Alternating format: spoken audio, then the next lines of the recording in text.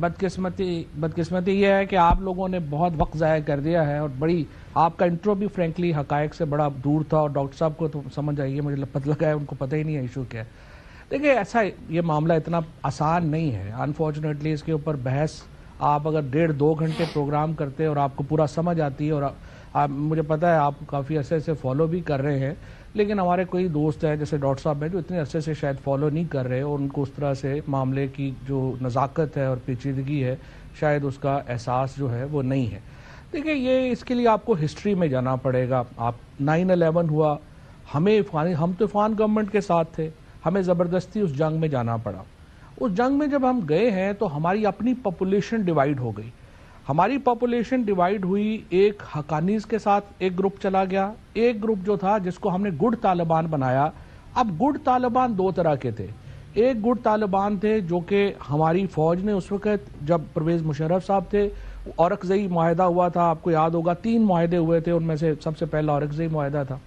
اس کے نتیجے میں گڈ طالبان کریٹ کیے گئے، اور القاعدہ اور جو طالبان کے سپورٹر تھے وہ بیڈ طالبان تھے، لیکن تھے وہ ہماری اپنی پاپولیشن کے لوگ۔ اس کے بعد ایک اور گروپ کریٹ کیا جو کہ ڈائریکٹلی CIA نے کریٹ کیا، جو کہ حامد کرزئی اور یہ بعد میں اشرف غنی، جس میں زیادہ PTM کے لوگ جو ہیں وہ لنک تھے۔ تو یہ 3 گروپس ہیں۔ اب آپ پہلے تو یہ سمجھیے،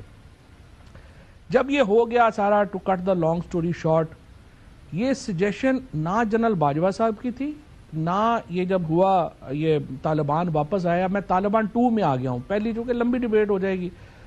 طالبان 2 جب ہو گیا تو جی میں مکمل کر لوں مالک صاحب۔ حقانی جو ہیں، جو سراج الدین حقانی جو ہیں، انہوں نے جنرل فیض صاحب کے ساتھ یہ میسج بھیجا، انہوں نے کہا دیکھیں جی یہ جب آپ لوگوں نے وہاں پہ آپریشنز کیے ہیں تو یہ 30,000 پاکستانی ہے جو افغانستان میں آ گیا، اب آپ اس پاکستانی کو واپس ری سیٹل کریں۔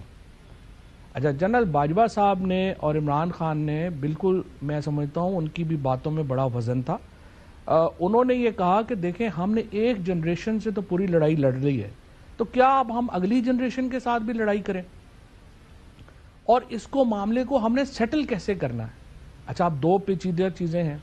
ایک تو یہ ہے کہ یہ جو گڈ طالبان جو ہم نے کریٹ، ابھی آپ نے شروع میں کہا کہ مراد سعید نے مخالفت کی تھی، صرف مراد نے مخالفت نہیں کی تھی، ساری ہی KP مخالف تھا، مطلب محمود خان صاحب ہو گئے، نور اللہ قادری صاحب ہو گئے، کوئی بھی ان کو واپس لانے کے لیے PTI میں تیار نہیں تھا۔ اچھا، عمران خان اور جنرل باجوہ ارلیئر تھاٹ کہ یہ آسان ہے، ہم لے آئیں گے، سیٹل کر دیں گے، انہوں نے کہا جی نہیں یہ تو ہو نہیں سکتا۔ پھر انہوں نے کہا کہ چلیں اگر ان کے گاؤں میں سیٹل نہ کریں کہیں اور سیٹل کر دیتے ہیں، انہوں نے کہا نہیں وہ تو ہم ہو جائیں گے، ہماری آنر کے خلاف ہے کہ ہم آئیں اور اپنے گاؤں میں نہ جائیں۔ آپ سمجھیے اب نہ یہ ایک مذہبی لڑائی رہ گئی ہے، نہ ایک کوئی قومی لڑائی رہ گئی ہے، now it's a very complex tribal لڑائی جو کہ لوکل معاملات کے اوپر ہے، جس میں یہ 3 گروپ اب بٹے ہوئے ہیں۔ اب سوال یہ ہے، یہ DGISPR کی آپ نے سٹیٹمنٹ چلائی، چونکہ وہ انجینئرنگ کور کے ہیں، آئی انڈرسٹینڈ کہ وہ افغانستان کے جو ڈیسیجن میکنگ پروسیس ہے یا جو باقی ڈیسیجن میکنگ پروسیس ہے شاید اس میں اس طرح انوالو نہ رہے ہوں، اگر وہ DGMO کے پاس جائیں اور وہ ان کو بتائیں کہ یہ سارے فیصلے کیسے ہوئے تھے، کیوں ہوئے تھے، کیا ہوا، تو زیادہ بہتر ہوگا، پاکستان کے لیے بھی بہتر ہوگا اور ان کے لیے بھی بہتر ہوگا۔ اچھا، اب یہاں پہ سچویشن یہ ہے کہ جو لوکل پاکستانی طالبان، آپ سمجھیے کہ جو گڈ طالبان پاکستان کے ہیں اور جو پاکستانی ہیں وہ ان کو ایکسیپٹ کرنے کو تیار نہیں ہیں۔ وہاں پہ جو حقانیز ہیں وہ پختون ولی کے جو پروسیس ہے، نہیں وہیں پہ پہلے ادھر ہی آ جائے نا، جو آپ بتا رہے تھے کہ انہوں نے مخالفت کی کہ نہیں جی ہم ان کو سیٹل بھی نہیں ہونے دیں گے، پھر کیا ہوا؟ نہیں، پھر اس کے بعد یہ ہوا کہ ہماری حکومت چلی گئی، اور یہ بحث چل رہی تھی ابھی جب عمران خان اور جنرل باجوہ صاحب کا یہ خیال تھا کہ اگر ہم ان کو یہ علاقوں میں سیٹل نہ کریں، کہیں اور سیٹل کریں، تو اس کے اوپر انہوں نے انکار کر دیا، انہوں نے کہا جی ہم نے تو سیٹل ہونا ہے تو اپنے گاؤں میں ہونا ہے، ہم نے تو نہیں جانا، ورنہ ہم پخور ہو جائیں گے۔ بقول ایک مجھے نہیں پتا بٹ پخور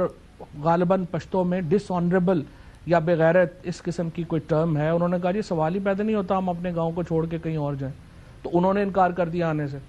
اچھا، اب یہ سلسلہ ابھی چل ہی رہا تھا تو ہماری حکومت چلی گئی، اور اس کے بعد بھی یہ سلسلہ چلتا رہا۔ رانا ثناء اللہ صاحب کی آپ نے ٹویٹ دیکھی ہوگی جس میں انہوں نے کہا کہ ہماری بات چیت چل رہی ہے اور یہ سلسلہ ہے. لیکن دیکھیں سمپل بات ہے, یہ جو پاکستانی وہاں, اچھا اب اس میں سے 30,000 میں سے جو ہے وہ تقریباً 20,000 پلس جو ہے, فگرز ڈیفرنٹ ہیں,